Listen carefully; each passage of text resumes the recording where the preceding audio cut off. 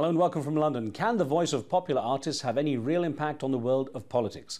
Acclaimed playwright and Oscar-winning screenwriter Sir Tom Stoppard, who may be better known for writing Shakespeare in Love, Rosencrantz and Guildenstern Are Dead, and Arcadia, among many others, is using his skills to help bring attention to Belarus, a country the US has described as Europe's last dictatorship. For 16 years, Belarus has been under the rule of President Alexander Lukashenko, who last month was re-elected for a fourth term.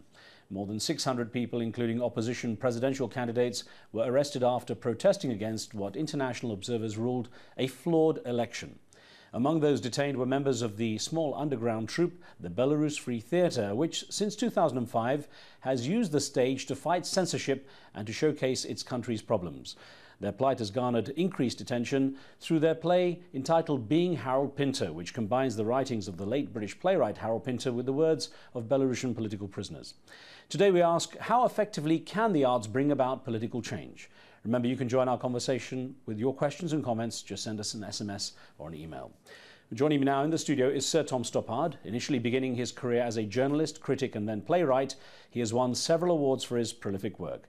In the late 1970s, he became personally involved with human rights issues, in particular with the situation of political dissidents in Central and Eastern Europe. He's written several works for the stage and TV centered on themes of censorship, rights abuses and state repression. Sir Tom, welcome to the show. Thank you. Well, first I have to ask you, Belarus. Why Belarus? You seem to have grabbed that particular issue with passion. It was a kind of accident. I had a message out of the blue from a small bunch of outlaw actors, directors, writers, and they wanted a message of support, but I ended up going to meet them, and that was a few years ago now, and I've just kept in touch with them ever since and also watched them as they developed their repertoire. The piece you mentioned, Being Harold Pinter, they put together themselves. I've simply been one of the many people who've admired it.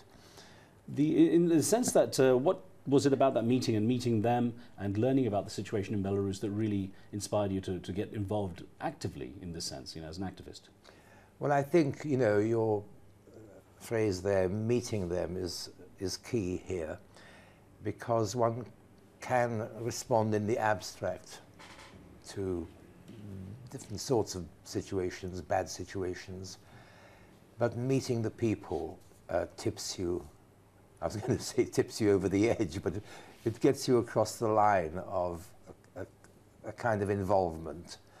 And they were young, they were somewhat persecuted. I thought they were rather brave, and they were in my world. They did theatre. Now, I gather they're going to be performing in Chicago after having performed in New York as well. How have they been received in the West, and how is that the message of what's happening in their home country coming across to people here? It's interesting. Just the other day, I was in New York, and they'd opened the play you mentioned, the piece you mentioned, and they got an absolutely rave review from the New York Times. And I think that actually pulled a lot of attention, and people thought, oh, I get it, they really are the goods as artists, which is important. Mm-hmm. Their strange sort of fame comes more from being, as it were, spokespeople for a fairer, more democratic Belarus. I mean, they are Belarusians and they love Belarus. And presumably in Chicago they're not going to face what they did back in Minsk, which is the whole crew and whole audience being arrested by the police, I gather. That was, a pretty common experience. When I went to Minsk, I saw a two-hander play they did in a bar, because they denied places to work, even rehearse. And they're constantly playing in odd places, and the people who perhaps lend them a house or a room in a bar and so on, those people themselves leave themselves vulnerable to the authorities. It's a bad situation. It was never a good situation. It had some peaks of true atrocity involving people who had put themselves up against the President Lukashenko in the political arena. That was their major crime, and I'm not going beyond what I feel I can say is true. There were 2 or 3 who were simply murdered. And I met the widow family of one of those when I first went to Minsk. You can't ignore that kind of change in your own world. You suddenly have a friendly relationship with the widow of a man who simply was dragged out of his car and never seen again. Then, if I can just extend my answer just for a couple of minutes here, it's not that easy to describe compared to the dictatorships, I would call them that, which were exercised in the name of the Communist Party before 1989, when they were part of the Soviet Empire. Bad things happened. People went to jail actually for longer periods, for relatively small acts. In the case of Belarus, a lot of people kept getting arrested and just, as it were, kept in the cells maybe for 2 weeks. And then things changed. You know, we're sitting here, and I would say that things changed within the last month. There was an election in Belarus on December the 19th. It was undoubtedly not a straightforward, fair election. Lukashenko got home with about 80% of the vote, as it were. Independent polls indicated he might have perhaps got a 33 or something percent of the vote, who knows. He would have had to be in a runoff anyway, and he avoided that by skullduggery, frankly. And the result, the consequence was a large non-violent demonstration on the following Sunday, I think that's the 22nd of December, and hundreds of people were arrested. And at the moment, there are perhaps 30 odd who are in jail, and these are the people who were as it were, the allowed candidates in that election because of pressure from Europe.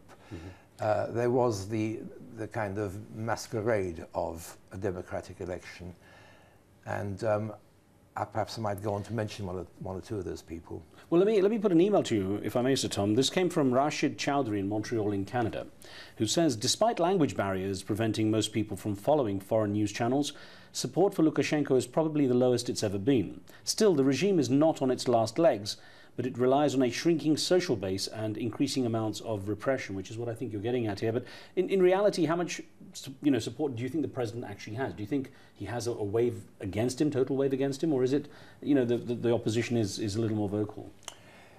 As far as I understand it, the situation is that in his earlier days, I mean, in the immediate post-communist period, there was a republic, a democratic republic. And as you know, in many countries in recent, particularly Eastern European history, people are grateful for stability. They'll pay a large price for stability. They'll pay a large price in freedom. And I would say that when I went to Minsk, and I was told this, Lukashenko probably would have got more than half the votes in a proper election. People were glad that things were, and economically things weren't bad. Everything's gone downhill since then. Economically, general areas of dissatisfaction, and your correspondent is quite right. His direct support is now actually rather low. Because those critics of the critics of President Lukashenko say that the trouble is it's easy to look through Western tinted glasses and have the perspective of what is clearly good and clearly bad, and that actually there are a lot of people in Belarus who are grateful for him having brought stability and improving their standard of living. Yes, but they're less grateful now. They realize that Belarus is actually something of an embarrassment. It's an anachronism. It's a real anomaly in the Europe of 2011.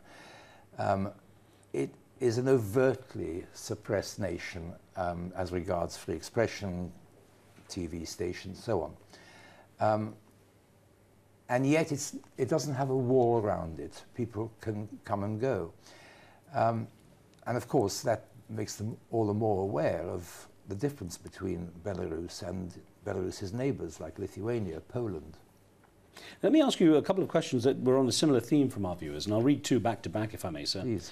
First one from Sweden, from Karen Akopau Kalmar, who says, President Lukashenko has not only lost his legitimacy in the international arena, but in the eyes of most Belarusians as well. He's jailed his political opponents and organized the KGB to search the offices, apartments and computers of those who have avoided arrest.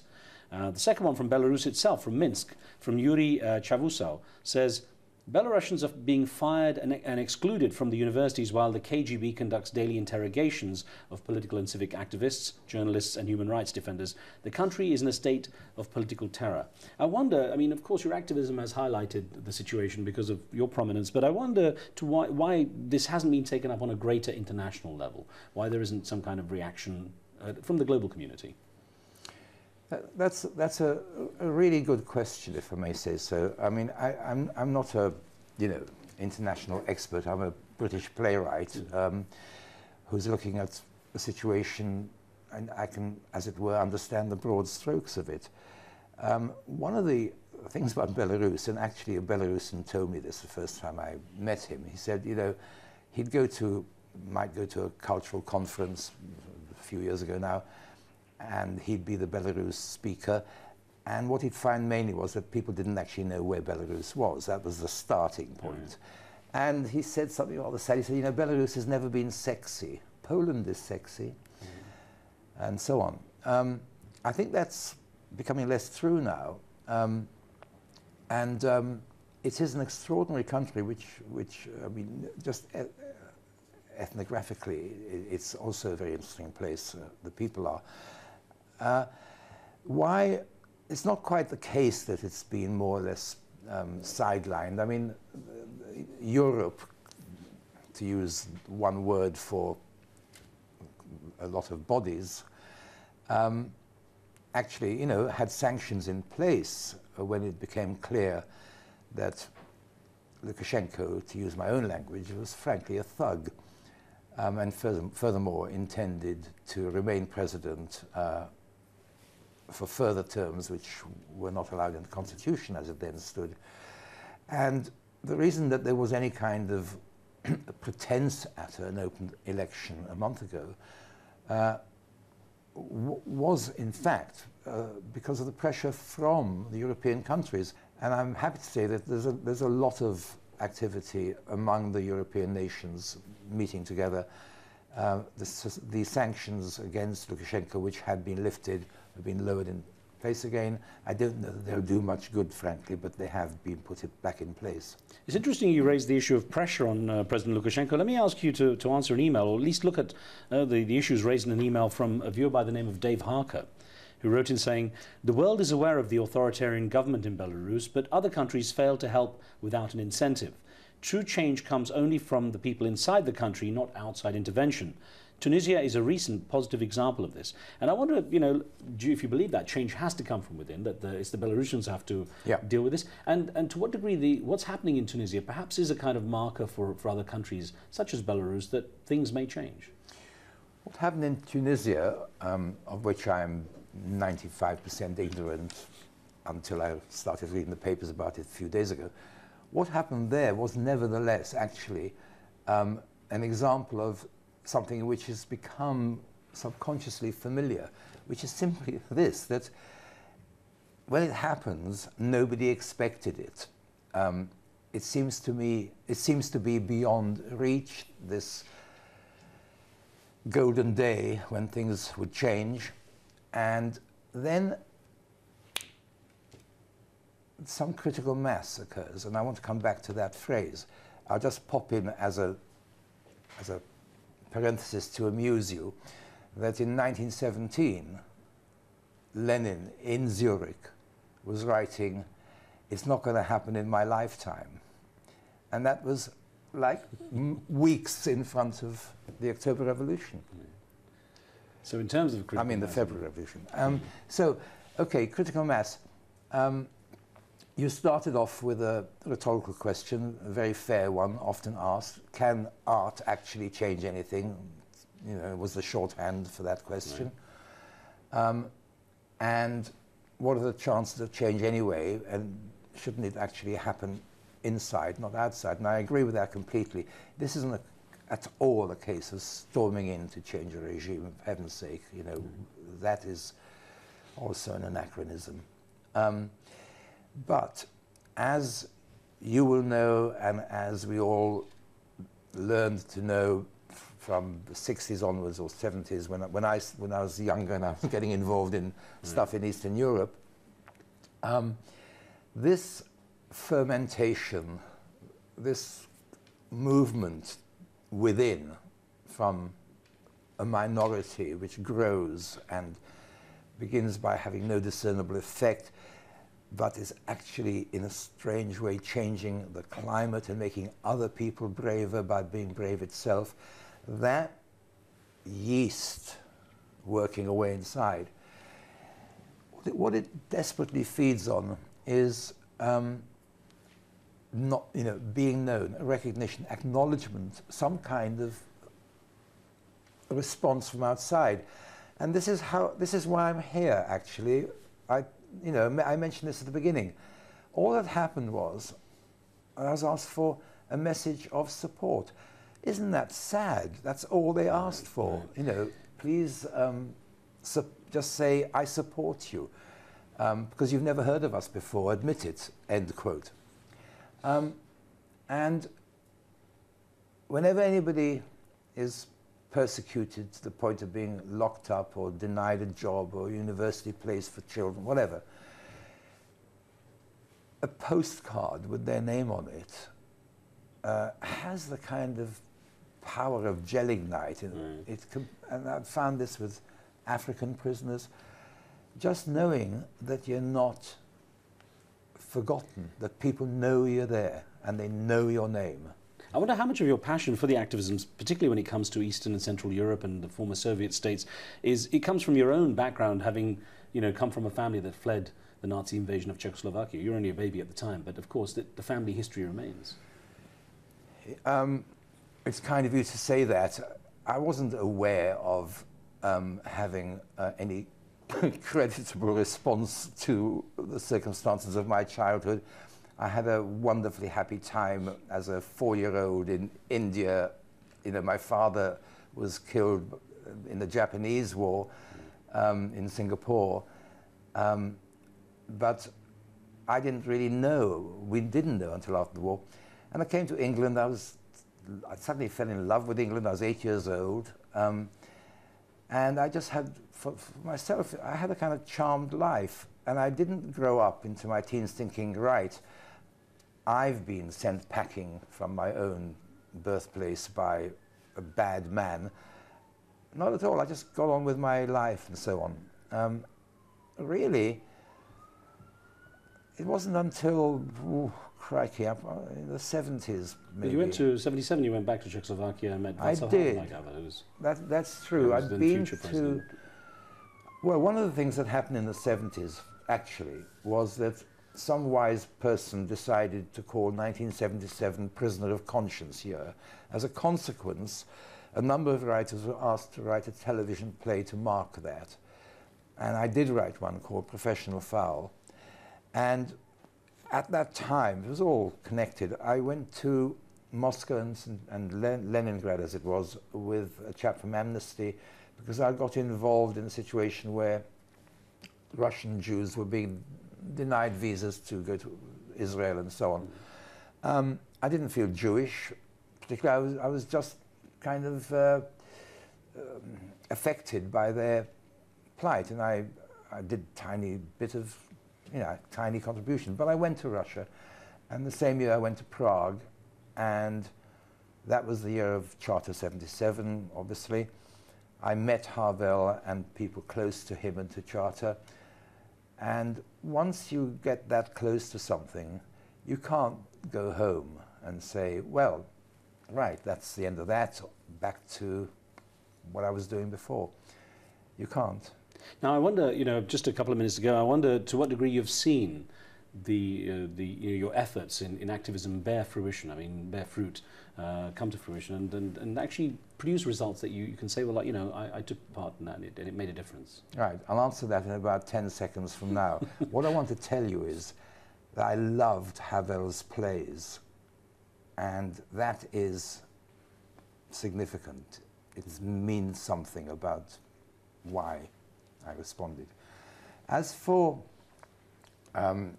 these, you know, cause and effect things, first of all, I absolutely resist the word I. I personally, I was never in that situation. I was sometimes, because of my plays, shoved in front of a gang of people, but there was always a gang of people, many gangs of people, and quite a lot of the time, in fact a lot of the time, it was their day job. It wasn't my day job. So, okay, there was a lot going on, and then occasionally something would come into focus. There was a little boy, I remember, we campaigned to get out of Russia, and in the end he did come out. And there were salient features in that front line. I think the main thing, and this is, I'm half repeating myself, the main thing about it was that you try to be an inspiration to the people at the sharp end of this, simply by being in touch with them. Has it ever hurt your own work, your artistic work, to be an activist? I mean, has there been any backlash in any way? No. I mean, no. I mean, obviously, they weren't keen on doing my plays behind the Iron Curtain, but, I mean, Rosencrantz and Guildenstern, the play you mentioned, I have a feeling was announced and cancelled once, but it, by the way, it had the immense good fortune to be translated by Brodsky, the great poet of his generation. No, of course it didn't hurt me. I mean, it could only just touch the edges of my life. And perhaps in a strange way, because you or your work had been discouraged or even banned, there was a reflex action to that. It's one of the fascinating things about the writer, the artist, in a totalitarian society. It's a point, actually, a character makes in a play I wrote about Russian radicals in the 19th century. The curious thing is this, that it's not a good argument for living in a totalitarian society, but if you are a writer, critic, and so on, intense interest focuses on everything that you write, because it's not allowed to be published. And it's like when the BBC banned a record, everyone wanted to listen to it. Well, yeah, there's an analogy. So, you know, when I went to Prague in '77, I was meeting one or two people who were literally in tears because they were utterly frustrated. Well, so Tom, of course, there's so many more things I'd love to ask you, but thank you so much for taking the time out and discussing this with us. Hope to speak with you again soon. That felt like about 7 minutes. It did. It goes very quickly. I'm so sorry. Not at all. I would have shut up a bit for you. I'm sorry. Well, we'd like you to talk some more with us next time. It's very good of you to have me here. It's a pleasure, sir. Thanks. Thank you. And thank you for being with us. Remember, you can follow our program on Twitter. We'll keep you notified on upcoming shows, and you can send us questions and comments to pose to our guests. On the next show, Festering Fault Lines, we'll talk with Eliza Griswold about her book, The 10th Parallel, that details the clash of religious beliefs along geographical fronts spanning 2 continents and home to more than half of the world's Muslims and Christians. Be sure to tune in for that. From me and the team, we'll see you next time.